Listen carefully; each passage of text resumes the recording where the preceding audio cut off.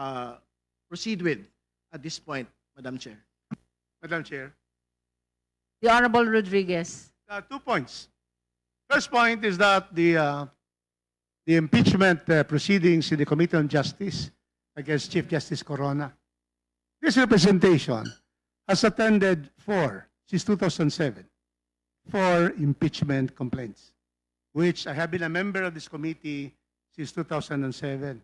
The first complaint was against President GMA. 2007, I was new, dismissed. Then we have Gutierrez, Presidita, she resigned. And then we have Corona. On record, Madam Chair, precisely, this representation voted no to the Corona complaint. Because to me, there was no sufficiency of substance. And in the resolution of the House of Representatives, I voted no. In the Senate, it proceeded because the majority, of course, with the president at the time pushing for that, he was therefore impeached. In other words, the proceedings there are completely different now. I don't know that during that time they allowed it, but here our chairman is making sure that we follow the requirement of substance, that there should be sufficiency in form and substance, and there should be recital of facts. Well, in that particular case, I lost. I was against it. It proceeded. But I voted no. I did not want Chief Justice Corona to be impeached. Later on, it has come out that there have been lobbies with senators to impeach Corona. You see. So, therefore, that is what happened before. But now, Madam Chair, we are with you. You are presiding this very well. And we want to have the real recital of facts constituting the offense charge. And certainly, based on this, and based on the complaint, and based on the annexes, wala. Now, a new matter is injected by our friend, Congressman Ridon, stating about SALENS of 2023-2024. Is that particular SALN, has that been authenticated by the Ombudsman? Do you have a copy of authentication of the Ombudsman? Honorable Ridon. I don't think that is required. It is public record, Madam Well, Chair. you know, there's no automatic authentication, public record, all the records. There has to be authentication. When you go to a proceeding like this, it's the Justice Committee of this country, of the House of Representatives. Madam Chair. You cannot just state that it's a public record. Now, where is it? Where is it? Is it found in the complaint? Because we are limited, Madam Chair, to the complaint and to the annexes. Here we are. Here we are. We're limited with this. To inject something based on the statement, and there is no authentication that we have, there is no such thing as automatic authentication. In any proceeding, you have to authenticate. No, So Madam- therefore, there can be, Madam Chair. unless there is an authentication and the Ombudsman has already certified that, we cannot take cognizance of that particular injection of this new matter in the hearing. Thank you, Madam Chair. Just to be clear, Honorable Sir- De Lima first, and then Honorable excuse me, Po, and then Madam Chair. Honorable Ridon. Authentication can be done at the evidentiary stage. No need for authentication at this point. The committee can subpoena, can request copies of those SALNs from the official custodian, the Office of the Ombudsman. So authentication at this point is not needed. Thank you. I disagree, Madam Chair. May I be just one sentence? Our Proceed. verification. I will read now the verification. Verification of this. What does it say? In the verification of the Personal complaint. knowledge or authentic records. Yes, precisely. We have to have ultimate statement of facts, personal knowledge of the complainant, Attorney Cabrera, and then, of course, here we go. I will read now the verification of Attorney Cabrera. Aha. I think it was just one Allegations- sentence, Madam Chair. Let This us is one wait. sentence. Let us So wait this is my last until sentence. he finishes with his No, that's 3 manifestation. sentences already, Madam Chair. My 3 sentences is considered as 1 sentence. All right, Madam Chair. The allegations, number 3, the allegations in the complaint are true and correct based on my personal knowledge or based on authentic documents. See? That's very clear. Nobody can debate with that. And if Congressman Ridon says this is authentic, that is his word. We have to get authentic documents signed and duly certified by the Office of the Ombudsman. Yes. Thank you, Madam Chair. Honorable So, that is Rodriguez, 5 sentences, but consider that as one. was one paragraph already. The Honorable Ridon. Madam Chair, it's a very basic question. That is an irrelevant response. You know why? Because firstly, I am not the complainant. I am not bound by the verification. Hindi ba? Why are you talking about authentic records? I am speaking as a House member and participating in the House Committee on Justice. The point is not on point, Madam Chair. And my question is basically, are we being challenged that what is being presented is actually not the true representation of the SALN of the Vice President for 2023 and 2024? Kasi parang ganun ho yung dating. And more importantly, dinabas ho ito. Nakita ho ng bayan yung 88 million Madam na Chair. laman po ng SALN. So, think ko that should not be considered, Chair. Madam Chair. The Honorable Po, and then the Honorable Suntay, and then the Honorable Dilima. Madam Chair, so we can move forward already. I just want to clarify for the body whether or not the Honorable Congressman Rufus Rodriguez is asking us to ignore the silence that were presented earlier. Is that what we're being asked? That is precisely to answer. Can I answer, Madam Chair? You're recognized, You cannot Honorable inject Rodriguez. anything not found in the complaint, in the annex. Because then the requirement that he, Attorney Cabrera, is of personal knowledge and or authentic, that is very clear in all verifications. Authentic. Madam We go Chair, back to Honorable Po. Well, then, to that point, I believe that we should move into merit so that that can be admitted as part of the evidence. No, in Madam the- Chair, in this I situation. well, he's right to ignore it, but Madam Chair, just one last Yes, one. you may point. proceed. Well, he's right to ignore it, but firstly, he was challenging the availability of public records. So we were submitting the public records actually available. And secondly, I am not asking that it be made part of the complaint.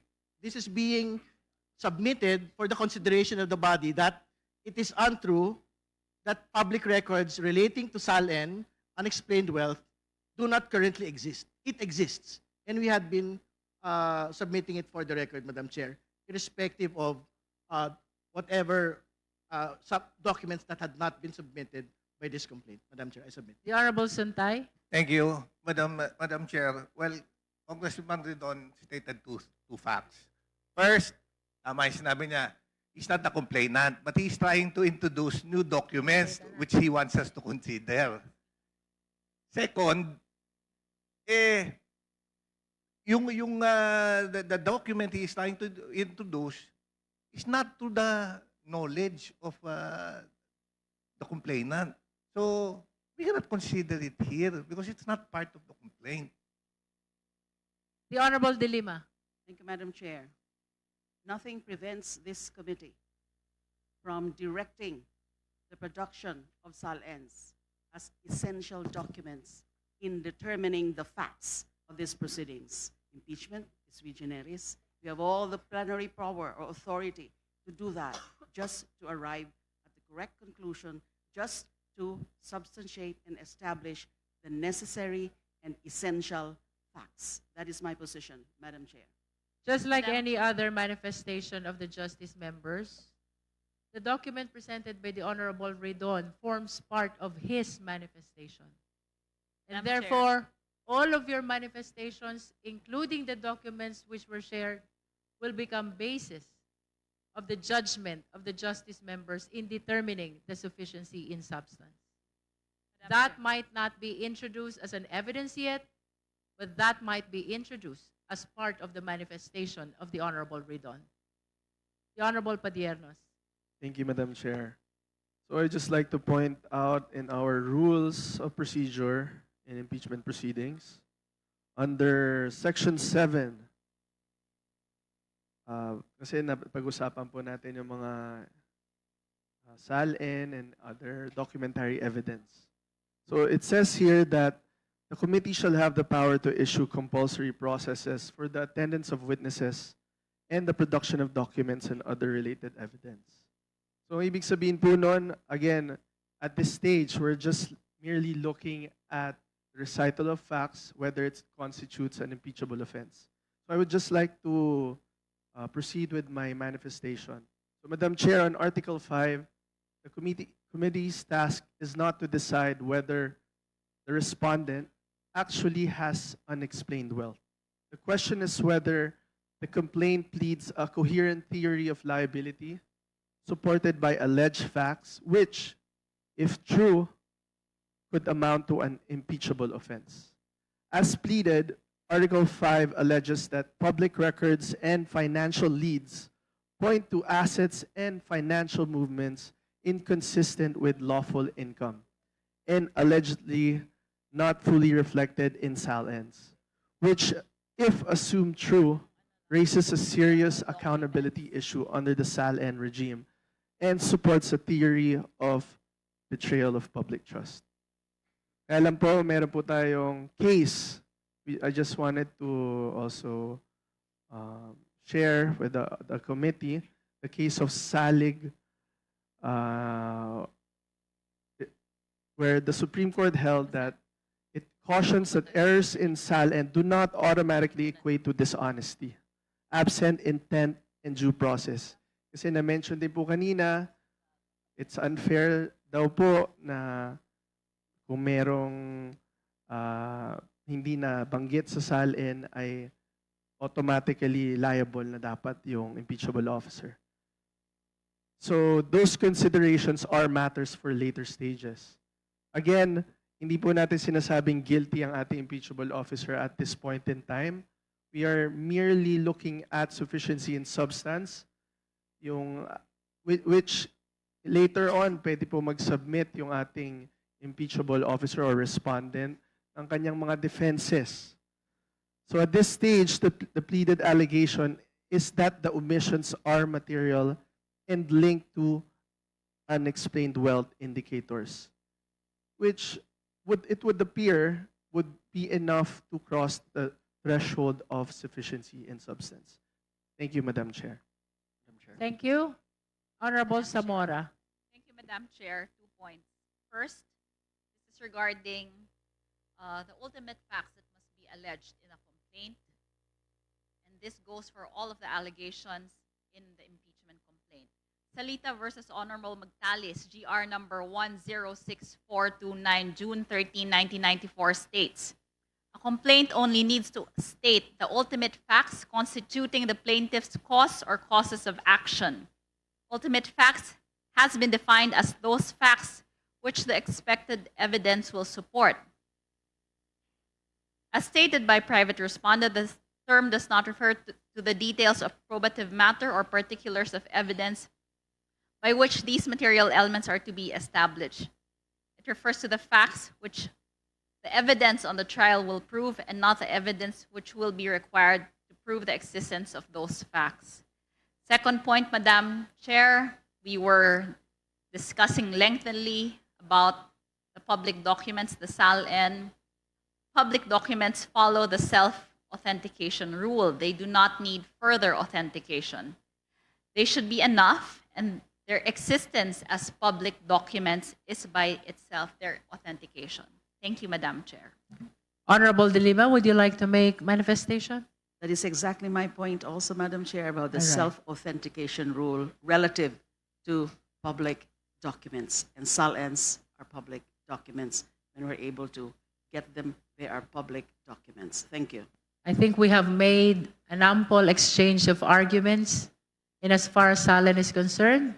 But I wish to reiterate that while it is true that we cannot introduce evidence at this stage, those SALNs which were flashed by the Honorable Ridon forms part of his manifestation. And therefore, just like any other manifestation of the rest of the members of the Justice Committee, will serve as basis in our determination of the sufficiency in substance. Now we proceed to the next ground. Please allow the chair to read Article 6, Other High Crimes. pattern of abuse, threats, incitement, interference with civilian supremacy.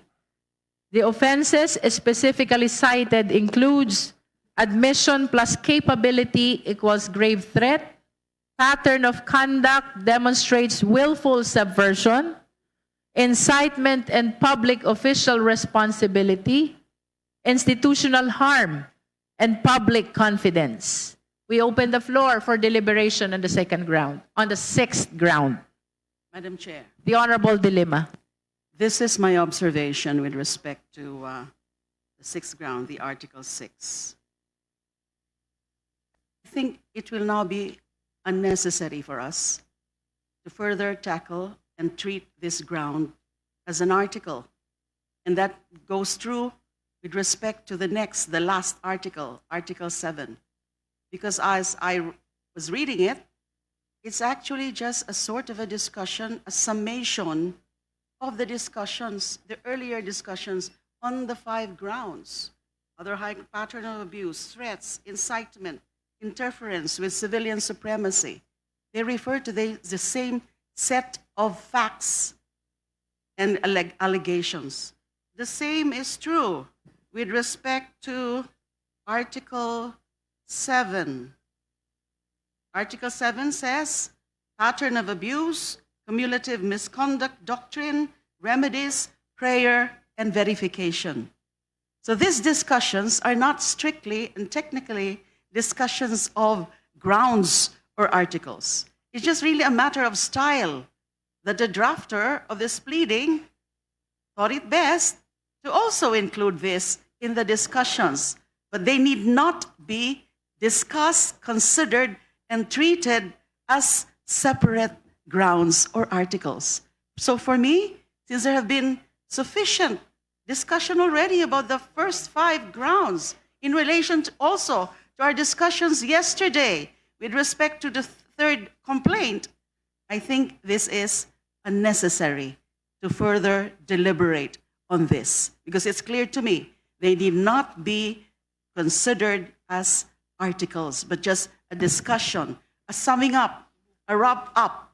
So I move, Madam Chair, to dispense with the consideration or deliberation on both Article 6 and 7 for the reasons that I stated. I so move. Second. Madam Chair, I second. Before we act on the motion, let us put on record the manifestation of the Honorable Dilima that the 6th and 7th ground are summation of the 5 prior grounds, and therefore the discussions that we had in the 5 prior grounds, including the discussions we had yesterday already with respect to similar grounds, support already the needed deliberation with respect to the 2 last ground, that is the 6th and the 7th ground. We state that to form part of the transcript of records of our deliberation today.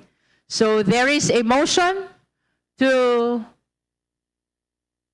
dispense with the deliberation of Article 6 and Article 7 for the purpose of the determination of sufficiency in substance of the 4th impeachment complaint. The Second. same has been seconded. Is there any objection?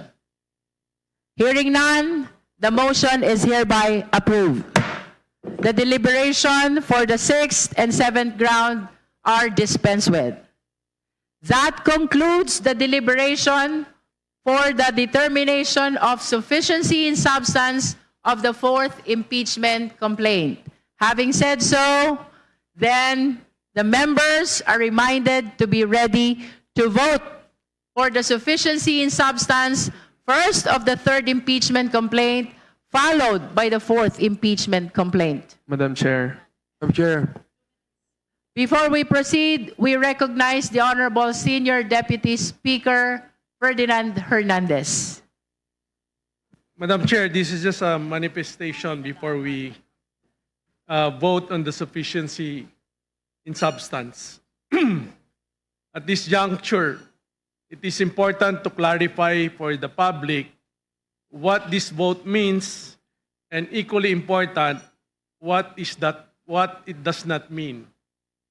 Our vote on the sufficiency and substance of the impeachment complaint is not a determination of guilt or innocence on the part of the Vice President. We are not conducting a trial today, nor are we rendering a judgment on the allegations contained in the complaint. What the Constitution requires us at this stage is far more limited but nonetheless essential. The committee is merely determining whether the allegations, assuming them to be true for purposes of evaluation, are sufficient in substance to warrant the continuation of the impeachment process. If the complaint is found sufficient in substance, it does not mean the Vice President is guilty. What it means is simply that the process will move forward to the next stage, where hearings will be conducted, evidence will be presented, and the parties will be given full opportunity to be heard. After the proper hearings and evaluation of evidence, the House will then make appropriate determination, either to dismiss the complaint for lack of sufficient basis, or to elevate articles of impeachment to the Senate, where the Constitution mandates that the impeachment trial shall ultimately take place. To stress, our vote today is not a verdict of guilt, nor an act of condemnation. It is simply a decision on whether the constitutional process should move forward. The House is not an arena for trial by publicity, but an institution bound by due process, fairness, and the rule of law. Our duty today is simply to allow the process, as mandated by the Constitution, to take its proper course. In undertaking this duty, we assure the public that the process will be impartial, fair, and faithful to the Constitution, with full respect for the fundamental right to due process of all parties involved. In this way, we protect not only the rights of the respondent, but also the integrity of our democratic institution and the rule of law. Thank you, Madam Chair. To form part of the transcript of record, since we are about to cast our vote on the sufficiency in substance of these two impeachment complaints, we would like to direct the committee secretariat to acknowledge the House members who are present at this hearing.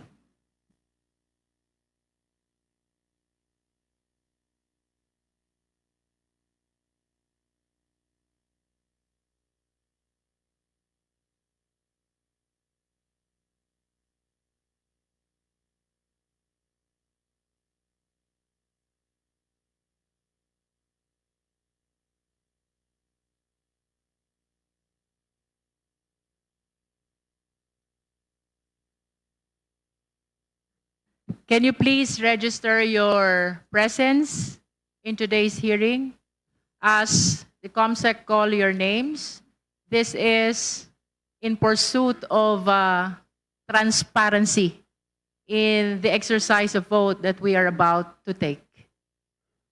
Please call the names of the House members one by one and give them opportunity to at least register their presence. Thank you, Your Honor.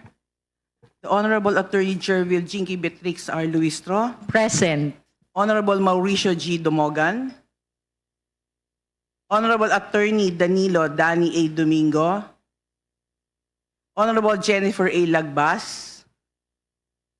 Honorable Alfredo A. Garbin Jr. Honorable Brian Poe. Honorable Jose C. Alvarez. Honorable Jonathan Keith T. Flores. Honorable Isabel Maria J. Zamora. Present. Honorable Aniela Bianca D. Tolentino. Honorable Arnie Lavin Roque. Honorable Franz Vincent F. Legaspi. Honorable Emilio P. Tanuatco III. Honorable King George Leandro Antonio V. Collantes. Honorable Ana York P. Bondoc, MD.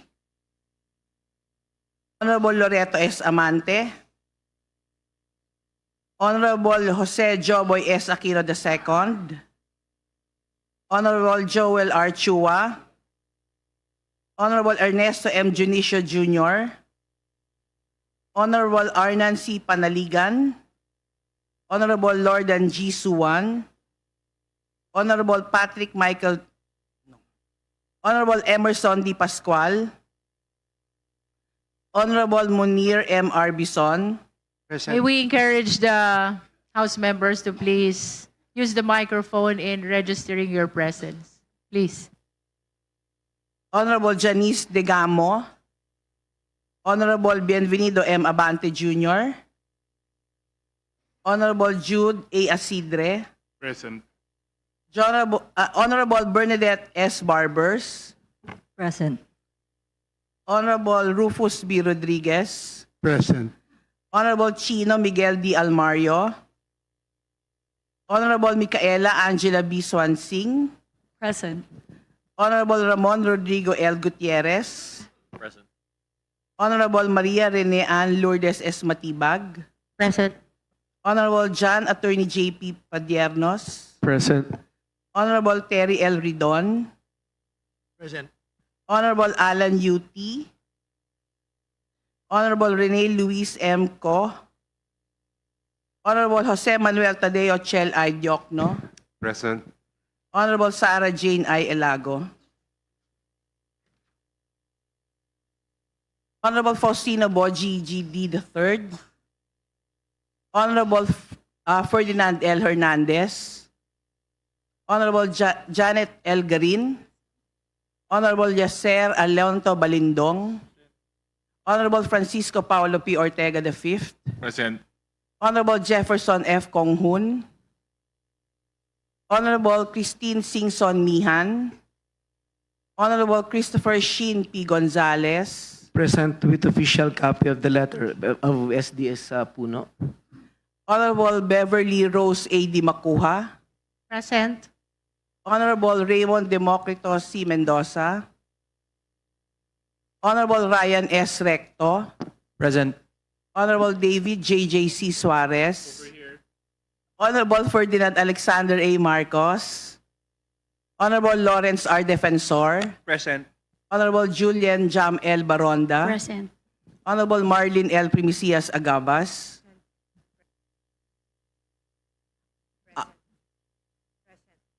Honorable Maria Alana Samantha T. Santos. Honorable Zia Alonto Adyong. Sorry. Present. Honorable Ernesto M. Junicio Jr. Present. Honorable Jazel Victoria C.U. Honorable Arnan C. Panaligan. Honorable Eliza Micaela Mica M. Gonzalez. Here. Honorable Marie Bernadette G. Escudero. Honorable Ivan Howard A. Gintu. Honorable Wowo Fortes. Honorable Hill Cabarangay Jr. Acosta. Honorable Adrian J. C. Advincula. Honorable Ana Victoria Veloso Tuazon. Honorable Crispin Diego D. Remulla. Honorable Vincenzo Renato Luigi R. Villafuerte. Present. Honorable Jose Bong J. Teves Jr. Honorable Monir N. Arbison Jr. Present. Honorable Ramon Rodrigo L. Gutierrez. Honorable Eduardo R. Rama. Honorable J.C. Abalos. Present. Honorable Edgar R. Erice. Wala na. Okay. Wala na. Ito. Yeah, okay, wait. Honorable Presley C. De Jesus. Honorable Sergio C. Dagook. Honorable Kaka J. Bagao. Honorable Stephen James T. Tan. Present. Honorable Laila M. De Lima. Present. Honorable Percival Percy Sendanya. Present. Honorable Antonio L. Tino. Present. Honorable Jesus Manuel Bong C. Suntay. Honorable Journey Jet V. Nisay, Honorable Reynolds Michael L. Tan, Present. Honorable Shelo Crisel Lagman, and Honorable Walfredo Arman R.D. Magila Jr. The chair understands. We acknowledge also, COMSEC, the presence of the Honorable Ilago, as well as the Honorable Bong Teves and the Honorable Joboy Aquino. The chair understands the difficult decision that the members are about to take. And with that, the chair commends the courage, the disposition, the candor of the members who are present right now to exercise this constitutional duty. Madam Chair, point of inquiry. What's the point of inquiry of the Honorable Padiernos? Madam Chair, before we vote, may we get the guidance of the chairperson as regards to the complaints wherein if you have multiple grounds and you agree to only some of them. Under the rules, we will be determining the sufficiency in substance on the basis of the entire impeachment complaint. What is being determined is the sufficiency in substance of the complaint and not the individual grounds. We adopted the deliberation that we had in the prior impeachment proceedings, that is by going over all the grounds, only to give a better and wider perspective to all the justice members to come up with their individual judgment. With that, if the members have no other matters to raise, we shall proceed to vote. Madam Chair. Madam Chair. The Honorable Rodriguez. In the PBBM impeachment, we allow the Honorable Laila de Lima to also state that in one of the grounds he concurs in one, and then the other she would not, because for example, this representation, Madam Chair. If I may interrupt the Honorable Yes, Rodriguez. please. Yes. The disparity as to the position of the Honorable De Lima with respect to the first and the second impeachment complaint, but not with respect to the individual grounds. I have clarified, but can we put on the records, for example, if, for example, in the third complaint, which we are going to vote on, what will happen if 4 of the grounds for example, in my case, just to be able to state, 2 of the grounds, there is substance. 4 of the grounds, no jurisdiction, no substance. How will that be reflected, Madam With Chair? all due respect, the chair has stated already that the rule provides the determination of the sufficiency in substance with respect to the impeachment complaint and not to the individual grounds. Again, we deliberated per ground only to give a better perspective to the justice members in the determination of the sufficiency in substance. In other words, we will be voting on the entire impeachment complaint and not on the individual grounds. And we are not conceiving as well the situation where the members will be manifesting a different position with respect to a respective ground of the impeachment complaint. With that, we shall proceed to vote. The chair is now ready to hear the motion on the sufficiency in substance of the third impeachment complaint, that is Father Sabalia et al. Impeachment complaint endorsed by the Honorable Congresswoman De Lima. The Honorable Asidre is recognized. Madam Chair, I move that we vote on the sufficiency of substance on the Sabalia et al. Complaint. May we be given the opportunity to make it more accurate. We Madam- need to declare either sufficiency or insufficiency in substance of Sabalia et al. Complaint. Madam The Chair- Honorable Asidre. Madam Chair, I move that we declare sufficient in substance the Sabalia et al. Impeachment complaint. There is a motion to declare the sufficiency in substance of Sabalia et al. Impeachment complaint. The same has been seconded by the Honorable Tino and the Honorable Zamora. Do I hear an objection? No one is objecting? Objection, Madam. An objection has been registered by the Honorable Suntay, which means we will proceed to vote. Those who are in favor of the motion, please raise your right hand.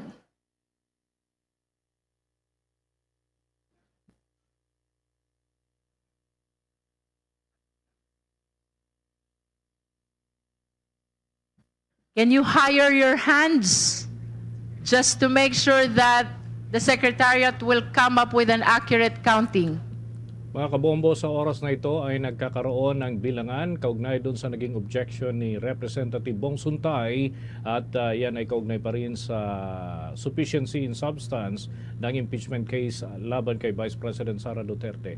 Balikan natin mga kabombo yung pagdinig doon sa Kamara de Representantes.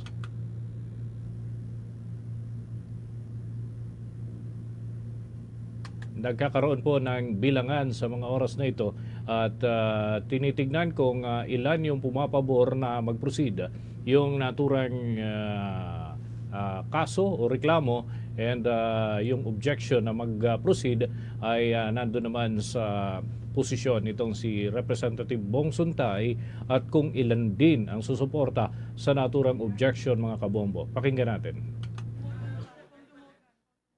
Kong Dumogan is here and raising his hand as well.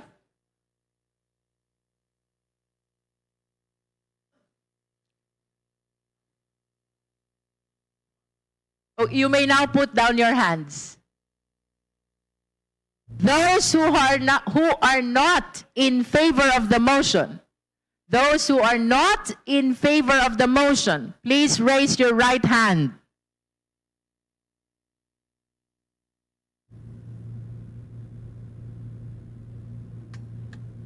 Ito na mga kabombo, yung objection ni Representative Bong Suntay ang pinagbobotohan. Yan naman binibilang, ano? But ito na, may bilang na. All right, so that concludes the voting.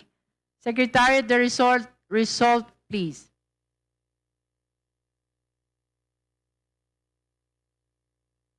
Kabombo, minimal lamang yung bumoto doon sa objection nitong si Representative Bong Suntay. And tinatali ngayon ng Secretariat ng House Committee on Justice ang kabuang bilang ng mga pabor at kontra. Pakinggan natin. As came and she is registering as well her vote for the affirmative. That is in favor of the motion. Inabot na ho yung kopya ng bilang kung ilan yung kabuang sumuporta na tawid na ito kay Chairperson Jinky. Ayan. Sige, pakinggan natin mga kabombo. Yung kabuang. With 54 votes in the affirmative, 1 in the negative, and 0 abstention, the Chair declares the sufficiency in substance of Sabala et al. Impeachment complaint. So ruled.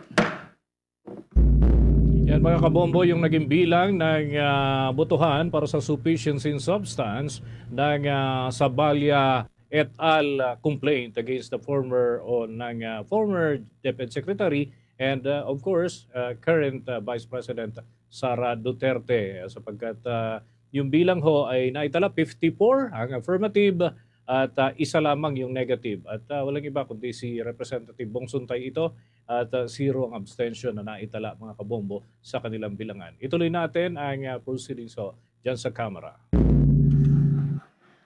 Honorable Rodriguez, it is clear in the rules that we are voting on the entire impeachment complaint. The sufficiency in substance has to be determined on the basis of its entirety and not on the basis of the individual grounds. In other words, it's either you vote in favor of the sufficiency or not in favor of the sufficiency. Madam Chair, I always agree with the chair. Thank you. The chair is ready to hear the necessary motion. Madam Chair, The Honorable Zamora. I move to declare the impeachment complaint filed by Attorney Nathaniel Cabrera as sufficient in substance. There is a motion to declare the impeachment complaint of Cabrera sufficient in substance. Do I hear a second? The same has been seconded. Is there any objection? Madam Chair, once again, objection. The same has been objected to. We shall proceed to divide the House. Those who are in favor of the motion, please raise your right hand.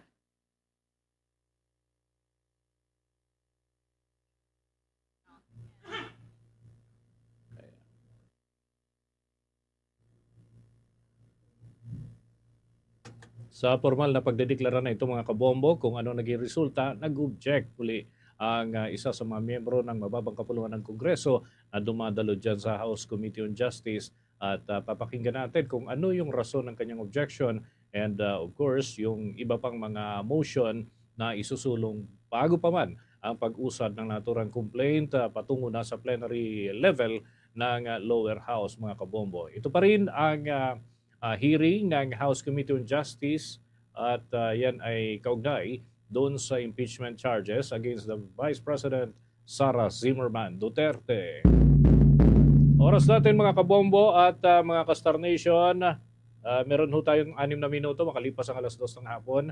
Balikan natin ang Kamara de Representantes. Motion, please raise your right hand.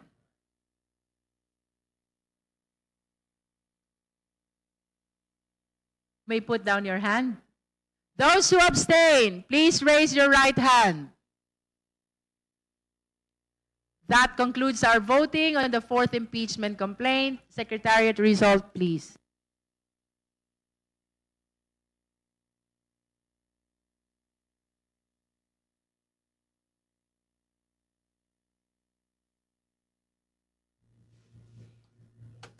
Yan, binibilang ng mga kabombo yung resulta ng huling objection at alamin natin kung nakakuha ng sapat na bilang.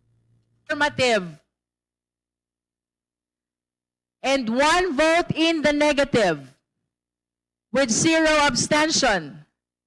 The chair declares the Cabrera impeachment complaint sufficient in substance. So ruled.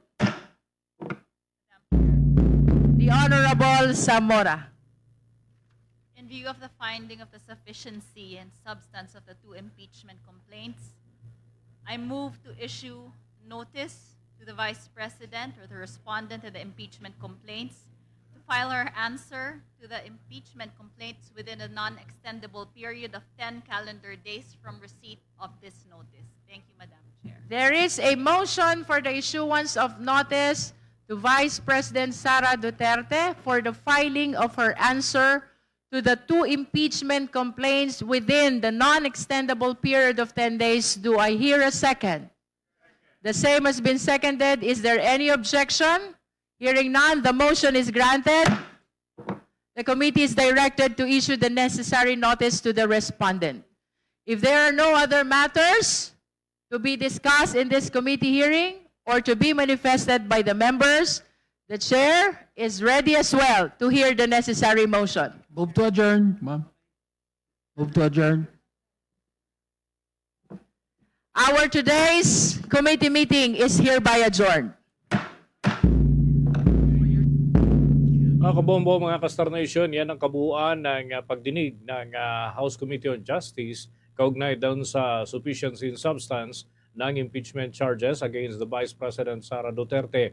So yung kanina na naging mungkahi nitong si Representative Maria Isabel Zamora ay magpadala na ng notice dito kay Vice President Sara Duterte upang bigyan siya ng pagkakataon na makasagot dito sa mga reklamo, particular na dun sa 2 complaint na nadeklara na may sufficient kumbaga gravity for form and substance na nadetermina ng House Committee on Justice At yan mga kabombo ang susunod na itatakel kaugnay pa rin ho ng naturang usapin. At of course, maliban ho dyan sa pagpapadala ng abiso o notice kay Vice President Sara Duterte, akyat na ho ito sa plenaryo sa mga susunod na pagkakataon kung makumpleto na yung kabuuang mga proseso sa committee level at yan ay para sa pagkakataon naman ng kabuuan ng House of Representatives kung ano kanila magiging hakbang. Last year ay bumoto yung napakaraming miyembro ng kapulungan para sa isa sa mga versyon ng impeachment kung saan nakakuha po ito ng overwhelming votes, mga kabombo at mga ka-Star Nation. Yun nga lang, pagdating dyan sa Supreme Court, ito ho ay na-question at tuluyan ho itong nagkaroon ng mga balakid. And dyan sa Senado naman, ito ho ay hindi na nakausa dahil naman dun sa kumbaga buzzer beater, umabot nga pero hindi na ho ito natalakay ng mataas na kapulungan ng Kongreso at hindi na rin nakapag-convene bilang impeachment court na hihimay sana kaugnay ho sa naturang reklamo mga kabombo at mga ka-Star Nation. And marami pang mga proseso ang hindi na ho naisakatuparan at hanggang ngayon ay may mga question pa rin hinggil ho dun sa mga bagay na yon. And of course, yung ruling ng Korte Suprema ay hanggang ngayon, even the ruling of the Supreme Court has been questioned by some. And of course, may mga pabor, may mga kontra din naman mga kabombo, mga ka-Star Nation. So yan yung naging kabuuan ng ating pagtutok sa mga kaganapan dyan sa House of Representatives with 54 votes in the affirmative, 1 negative, and 0 abstention. Yan ho ay itinuring na sufficient in substance ang reklamo, yung impeachment case na inihain nitong si Attorney Nathaniel Cabrera at ng iba pa hong mga petitioner kaugnay ng naturang usapin. At abay sa Bombo Network News mamayang gabi para ho sa mga karagdagang update at mga bagong impormasyon, mga reaksyon na rin kaugnay ng naturang development. At mula rito sa Bombo News Center, Makati, this is Bombo Radio Philippines. At para ho sa patuloy na pagtutok, maaari pong sumubaybay sa Bombo Mobile App, YouTube, TikTok at maging sa Facebook Live. At mga kabombo, mula dito sa Bombo News Center, Makati, this is Bombo Radio Philippines, the #1 and most trusted source of news and information. Basta Radio, Bombo! For the most trusted source of news and information, visit our website at www.bomboradio.com. Follow us on Bombo Radio mobile app, Facebook, YouTube, TikTok, and X, formerly Twitter. Like, share, and stay connected. Anytime, anywhere.